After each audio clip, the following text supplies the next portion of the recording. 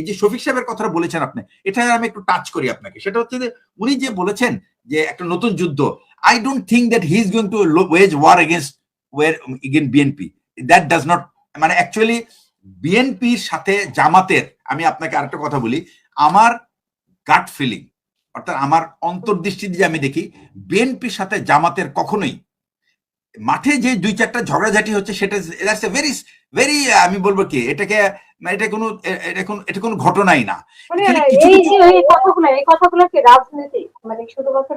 না, ব্যাপারটা হলো এটা বোঝাচ্ছে, যেটা আমি যেটা ফিল করছি সেটা হচ্ছে যে এই হাসিনাকে ফেরত আনার যে একটা প্রয়াস চলছে বিএনপির ভিতরে। তো বিএনপি যেহেতু একটা মধ্যম পন্থার দল, এখানে কিন্তু বিভিন্ন দল মতের মানুষ আছে। সুতরাং এখানে যাই কিছু দেখছেন আপনি দেখবেন এটা কিন্তু, আমি মনে করি, আমার ধারণা যে এটা কিন্তু বিএনপির মানে ন্যাশনাল পলিসি না টু আওয়ামী লীগকে রিহ্যাবিলিটেট করা।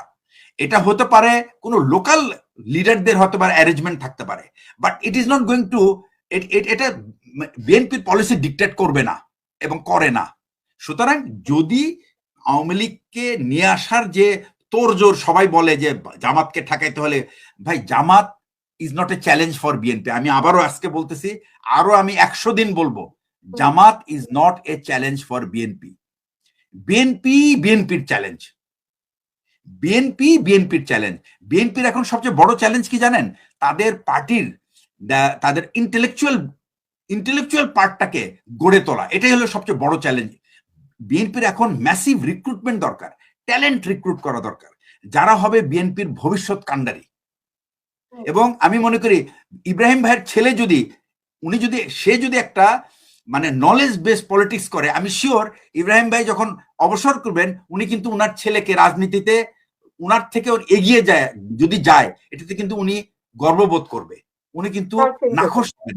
বিএনপির দরকার এখন সেই বিএনপি আওয়ামী লীগের কথায় যে শামীম ওসমান ইদানিং আরেকটা কথা বলেছেন যে 95 সিট নাকি ওনারা বিএনপিকে এনে দিয়েছেন।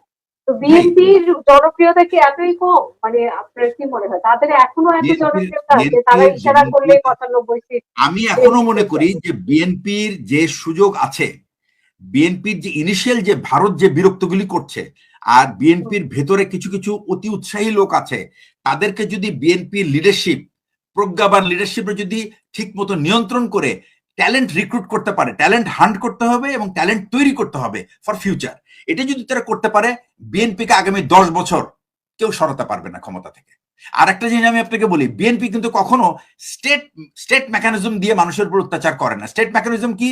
ইন্টেলিজেন্স, পুলিশ, এসবি, ডিবি, এগুলি দিয়ে মানুষের উপর অত্যাচার করে নাই। বিএনপির রেকর্ডে কিন্তু এটা নাই। বিএনপির যে যদি কিছু থাকেও, মানে এই ধরনের যদি আপনার স্ক্রিমিশেস বলি, এটা আমার এই যে ঝগড়াঝাটি যদি থাকে, মারামারি যদি থাকে, এটা কিন্তু রাজনৈতিক মারামারি, এখানে কোনো স্টেট অ্যাপারেটাস ইনভলভ না। সুতরাং স্টেট অ্যাপারেটাসটাকে যদি বিএনপি নিউট্রাল রাখতে পারে, আমি বলবো এটাতে বিএনপির ফায়দা বেশি, ক্ষতি কম। সুতরাং আর একটা জিনিস কি, বিএনপি কিন্তু এত আপনার ল্যাক অফ কনফিডেন্স বা এত আত্মবিশ্বাসে, মানে আত্মবিশ্বাস হারানোর কোনো কারণ নাই। কারণ বিএনপি এমন একটা দল যেখানে কিন্তু বিএনপির কিন্তু আপনার একটা মনে রাখতে হবে, বিএনপির সেন্টার অফ গ্র্যাভিটি কিন্তু মধ্যবিত্তের সাপোর্ট। বিএনপির সেন্টার অফ গ্র্যাভিটি হলো, পুরো পলিটিক্সের সেন্টার অফ গ্র্যাভিটি হচ্ছে মধ্যবিত্তের সাপোর্ট। এই জিনিসটাকে কিন্তু বিএনপি ক্যাপিটালাইজ করতে হবে। এটা কিন্তু একটা অনেক বড় একটা রাজনৈতিক স্ট্র্যাটেজি, এবং এটার জন্য খুবই মেধাবী লোক দরকার। তারেক রহমান সাহেবের এখন একটা সেল দরকার, যে সেলে এই ধরনের আধুনিক চিন্তাবিদ মানুষ থাকবে যারা তাকে ডিক্টেট করবে। আমি আপনাকে একটা কথা বলি, সরকার অস্থিতিশীল হয় কিন্তু দুইটা কারণে। একটা হচ্ছে যে যদি আপনার আভ্যন্তরীণ স্থিতিশীলতা যদি আপনি বজায় রাখতে পারেন, তাহলে বিএনপিকে কেউ ঠেকাতে পারবে না। এখন আভ্যন্তরীণ স্থিতিশীলতা নষ্ট হয় কিসে জানেন? বিভিন্ন রকম অভাব অভিযোগের কারণে, জ্বালানির অভাব, বিদ্যুতের অভাব, দ্রব্যমূল্যের দাম, এগুলি। তো আপনাকে কি করতে হবে? আর এটাকে উস্কে দেয় কে? এটাকে উস্কে দেয় কি? অপোজিশন। এবং অপোজিশনের সাথে কিছু ভাড়াটে বুদ্ধিজীবী আছে, যারা এগুলি, এদেরকে আমি বলি ক্যাটালিস্ট বা অনুঘটক। তারা করে কি, এই সমস্ত সমস্যাকে সমাধান না দিয়ে এটা বরং উস্কে দিয়ে মানুষের ভিতরে, এটা হলো অপোজিশনের পলিটিক্সের একটা স্ট্র্যাটেজি।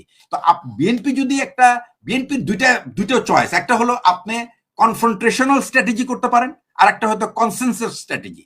বিএনপি এই মুহূর্তে যে অপোজিশনটা পেয়েছে, এই অপোজিশনটা কিন্তু is a very supportive, very cooperative. শুধু তাদেরকে যদি আপনি স্পেস দেন, কনসেনসাস মানে যে অর্থাৎ আপনাদের তাদেরকে সাথে নিয়ে যদি আপনি তাদের মতামতটা যদি আপনি তার মতামত নেন, আপনি তার মতামত না মানতে পারেন, যদি মতামত নেওয়ার যদি আপনি প্ল্যাটফর্ম তৈরি করেন, তাহলে আমি মনে করি বিএনপির পথ অনেক পরিষ্কার এবং দেশ অনেক এগিয়ে যাবে। আমি শুধু এইটুকু বলেই আপাতত থামছি। সুতরাং এই সমস্ত হুমকি ধামকিতে কোনো ভয় পাওয়ার কোনো কারণ নাই। এবং আমি ফিল করি যে বিএনপির দরকার এখন প্রপার স্ট্র্যাটেজি। সেটা হচ্ছে প্রথম কথা হলো পলিটিক্যাল স্ট্র্যাটেজি হবে কনফ্রন্টেশন না, ঝগড়াঝাটির স্ট্র্যাটেজি না, যে সমঝোতার স্ট্র্যাটেজি এক।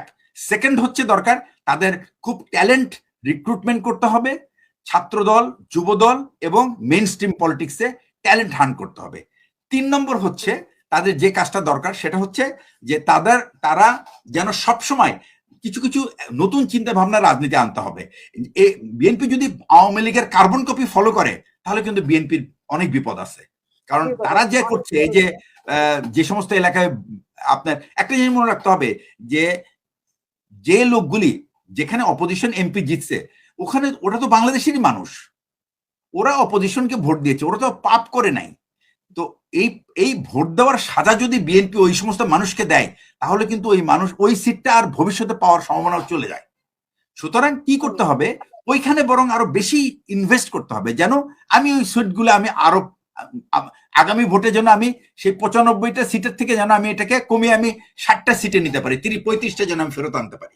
তো এই স্ট্র্যাটেজিটা আপনি কখন করতে পারবেন? যখন আপনি আপনার অপোজিশন এমপিকে আপনার কনফিডেন্সে নিতে পারবেন। তো এই স্ট্র্যাটেজি যদি আপনি না নেন তাহলে কিন্তু ভাই আপনার we are going to face problem. আর এটার জন্যই আমি মনে করি যে রাষ্ট্রের যে সরকার প্রধান সেই সমস্ত ছোটখাটো বিষয় না দিয়ে ওনার বড় বড় বিষয়ের দিকে খেয়াল দরকার। ওনার এখন প্রয়োজন যে বিএনপি 17 বছরে যে ক্ষতিগ্রস্ত হয়েছে সেই ক্ষতি থেকে উদ্ধারের উপায় একটাই, সেটা হচ্ছে আপনার খুব মেধাবী রাজনীতিবিদদেরকে আপনার মানে ওয়েলকাম করতে হবে, তাদেরকে ট্রেন করতে হবে, তারা আগামী নেতৃত্ব নিতে পারে। এইটাই। Thank you.